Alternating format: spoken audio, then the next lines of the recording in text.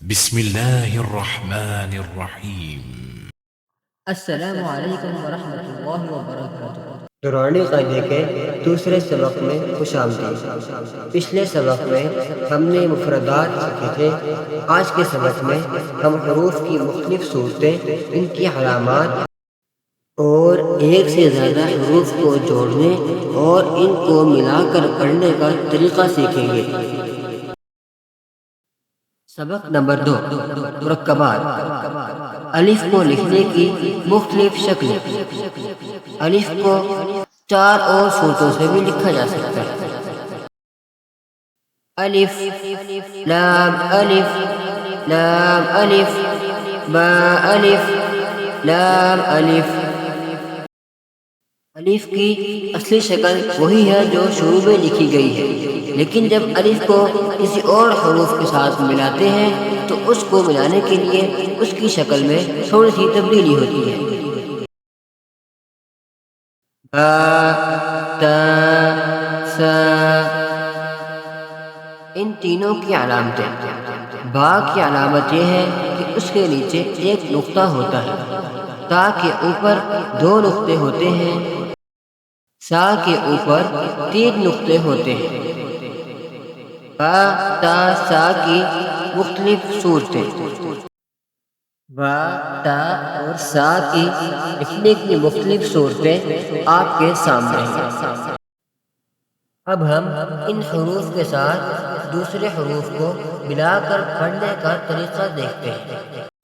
با، تا، سا، با الف، با میم، با جیم، با یا، نون، با لام، تا الف، یا تا لام، با کاف تا، تا، تا تا، با تا، سا الف، سا یا سا لام، با سا نون۔ جیم، ہا، خا۔ ان تینوں کی علامتیں۔ جیم کی علامت یہ ہے کہ جیم کا نقطہ اس کے درمیان میں ہوتا ہے۔ ہا کا کوئی نقطہ نہیں ہوتا۔ خا کا نقطہ اس کے اوپر ہوتا ہے۔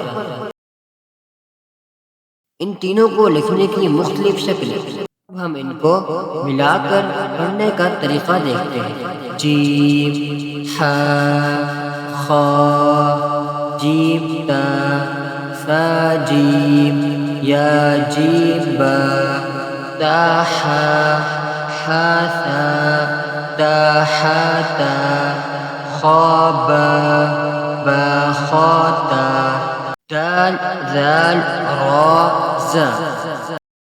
حروف کی علامات۔ دال کے اوپر کوئی نقطہ نہیں ہوتا۔ دال کے اوپر ایک نقطہ ہوتا ہے۔ را پر کوئی نقطہ نہیں ہوتا۔ زا کے اوپر ایک نقطہ ہوتا ہے۔ آئیے اب ہم ان کو ملا کر پڑھنے کا طریقہ دیکھتے ہیں۔ دال، ذال، را، را، زا، زا، جیم دال، خا ذال، یا را، جیم را، تا زا، خا زا۔ اگر آپ اپنے بچوں یا اپنے کسی رشتہ دار یا اپنے جاننے والوں کو بھی نورانی قاعدے کو تجوید اور عمدہ ادائیگی کے ساتھ پڑھانا چاہتے ہیں، کمنٹ سیکشن میں اپنی رائے سے ضرور آگاہ کریں۔ ویڈیو کو لائک کریں، چینل کو سبسکرائب کرنا مت بھولیں، ویڈیو کو اپنے دوستوں کے ساتھ شیئر کریں تاکہ ہم سب مل کے اس قرآن پاک کو اور اس کے حروف کی ادائیگی کو اچھی طرح سیکھ سکیں۔ شکریہ۔